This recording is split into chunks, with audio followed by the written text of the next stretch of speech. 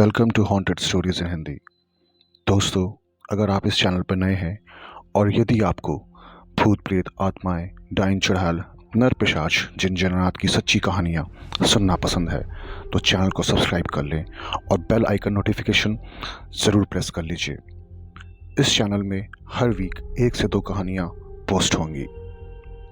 यदि आप अपने से जुड़ी कोई कहानी हमें भेजना चाहते हैं तो चैनल के डिस्क्रिप्शन में दिए ईमेल लिंक पर हमें सेंड कर सकते हैं।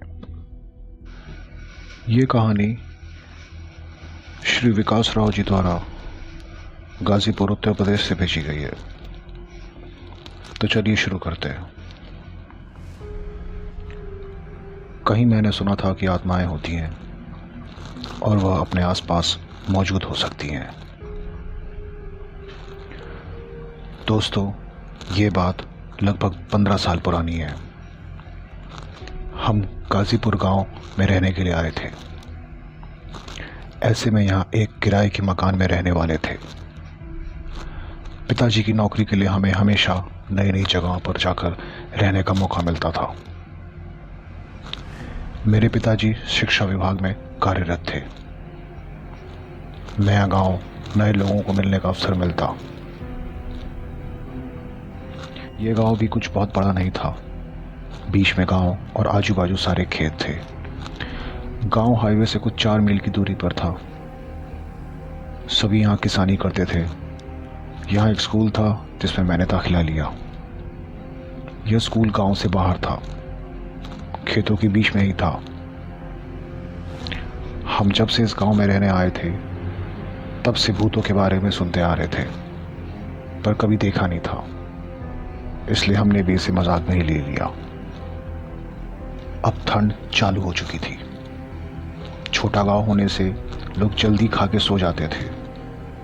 कुछ लोग रात को आकर आग जलाकर रखते थे ताकि घर को गर्म रख सके। वैसे उस वक्त स्मार्टफोन नहीं थे और ना ही इंटरनेट था। लोगों के पास टीवी के अलावा और कोई दूसरा साधन नहीं था मनोरंजन का। वो अमावस की रात थी। हम भी जल्दी खा के सोने जा रहे थे, तभी बाहर शोर सुनाई दिया। लोग खेतों की तरफ भागने लगे। हम भी पीछे गए। तभी हमारा घर मालिक आया और बोला, बाबू, कोई गहरा संकट आने वाला है। पिताजी बोले, क्यों, क्या हुआ वहाँ? घर मालिक बोला, बाबू, तुम पढ़े लिखे हो, नहीं समझ पाओगे, विश्वास नहीं होगा तुम्हें। तभी वहाँ किशन राम आया। किशन राम घर मालिक के खेतों पे काम करता था। आके बोला, पुजारी ने सपने में कुछ देखा है और सारे गांव का चक्कर लगा रहा है। सारे गांव को मंत्रों से बांध दिया है उसने। मेरी तो नींद ही उड़ गई थी। क्या ऐसा भी कुछ हो सकता है? मतलब मंत्रों से गांव को बांधना सुनने में भी अजीब लगता है, लेकिन बाहर आकर देखा तो ना मानते हुए भी यकीन करना पड़ा। देखा कि दूर खेतों में जलती आग जा रही थी। सब लोग डरे व सहमे हुए थे। न जाने कल क्या होने वाला था। हम सब वापस घर लौट आए, पर मन में एक ही सवाल था कि क्या ऐसा क्या हुआ कि पुजारी को ऐसा करना पड़ा। सुबह सब मंदिर गए तो मैं भी गया। मंदिर के दरवाजे पे देखा कि पुजारी के पास लोग बैठे हैं। पुजारी बार बार पूछे जाने पर एक ही बात कर रहा था, स्कूल, स्कूल, स्कूल। इसका क्या मतलब है? यही सवाल था सबको। अभी लग रहा था कि पुजारी नहीं बचेगा। डॉक्टर को बुलाने कोई गया था, पर तब तक देर हो चुकी थी। पुजारी नहीं रहा। उसका कोई सगा तो था नहीं, इसलिए कोई उसको देखने आने वाला नहीं था। तो सबने मिलकर उसका आखिरी संस्कार भी कर दिया। उसका क्रियाक्रम करके सब वापस घर पहुंचे तो शाम हो चुकी थी। सबको एक ही सवाल खाए जा रहा था कि स्कूल का क्या मतलब है जो पुजारी बोल रहा था। ये जो पुजारी था काफ़ी ज्ञानी था। लोगों की बीमारियां जड़ी बूटी से ठीक करता था। कुछ एक लोगों के भूत को भगाने का काम भी इसने किया था, ऐसा सुनने में आया था। इसलिए पुजारी की बात सब मन पे ले रहे थे। उसने जो किया था गांव के भले के लिए किया था। खैर, दिन बीतते गए। पुरानी बातें भूल के सब अपने अपने काम पे लग गए। गर्मी के दिन थे। शाम को स्कूल में साहब लोगों की पार्टी थी। मेरे पिताजी भी जाने वाले थे। मैं उनके साथ गया था ड्राइवर बन के। हाँ, पिताजी को बाइक चलानी नहीं आती थी, तो कहीं जाना होता था तो मुझे साथ ले जाते थे। रात बहुत हो चुकी थी। हम सब खाना खा के वहां से निकले। चलते चलते किसी ने पुजारी की बात छेड़ दी। सब ने उसको हंस के टालते हुए और खाने की तारीफ करते हुए अपने घरों की ओर आगे चलने को कहा। सुबह जल्दी उठना था स्कूल के लिए, सो मैं भी जल्दी सो गया। सुबह उठे तो और हल्ला था। कल जिसने हम सब के लिए खाना बनाया वो आदमी रात को अपने सामान के साथ स्कूल में सो गया था और वो मृत पाया गया। हमको लगा कि स्कूल में होगा, पर उसकी लाश उसके घर के छत पे मिली। वो वहाँ कैसे पहुंचा किसी को कुछ नहीं पता। पुलिस आई, खोजबीन करने के बाद सब चले गए। इधर स्कूल के मेन गेट के नीचे वाली सीढ़ियों पे खून से लकीरें खींची हुई थी।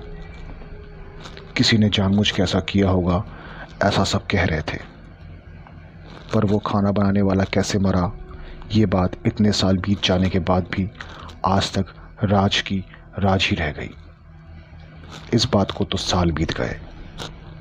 एक रोज हम सब शहर गए थे।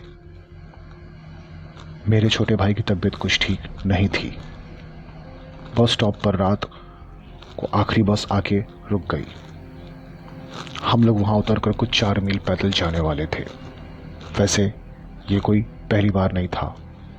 हम पहले भी यहाँ उतरकर पैदल गांव तक जा चुके थे, पर आज बारिश हो रही थी, बिजली नहीं थी।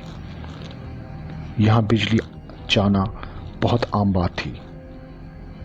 पिताजी ने छोटी टॉर्च सामने पकड़ के मुझे मेरी माँ को चलने को कहा। हम सब पिताजी के पीछे चल रहे थे। अमावस की रात थी और मुझे याद है जब पुजारी मरा था वो भी अमावस की ही रात थी। कहते हैं कि अगर अमावस की रात और रात की कुछ घड़ियां का बहुत गहरा संबंध होता है।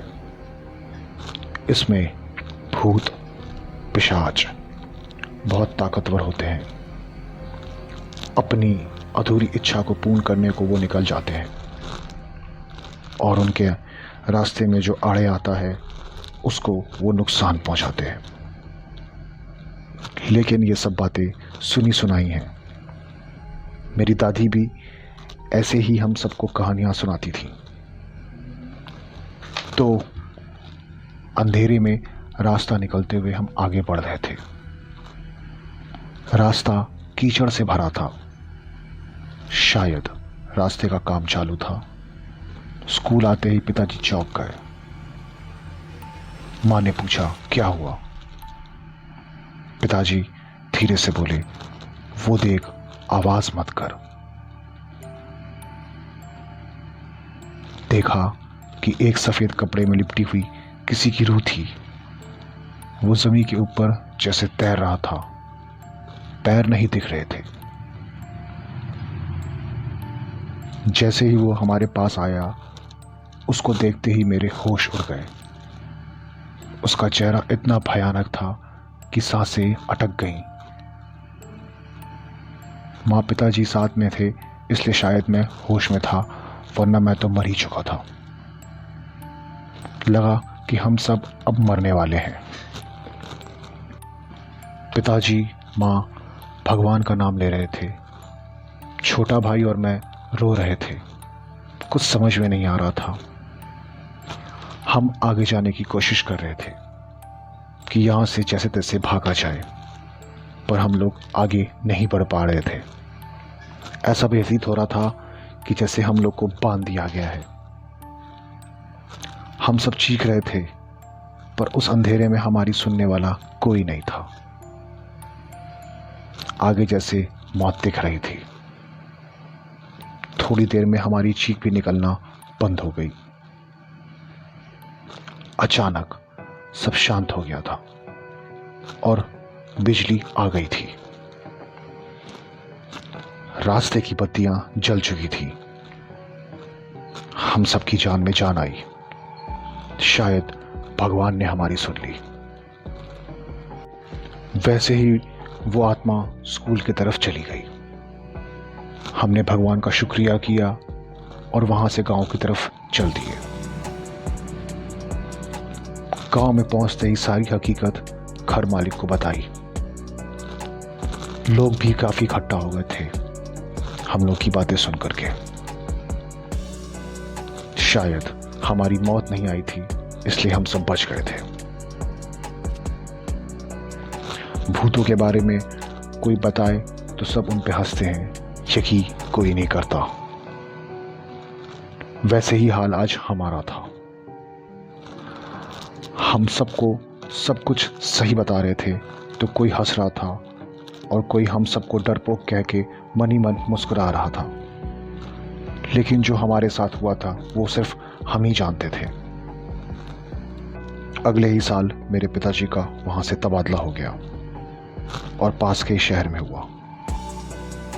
हम सब ने सामान बांधना चालू किया। मेरे सारे पुराने दोस्त मुझे अलविदा कहने आए थे। रोते हुए मैंने सबको अलविदा कहा और सामान से भरी गाड़ी वहां से निकली। हम सब ने उस स्कूल को आखिरी बार गाड़ी से ही देखा और उस जगह को भी जहां हमारे साथ वो घटना हुई थी। हम सब ने अपनी आंखों से मौत को करीब से देखा था।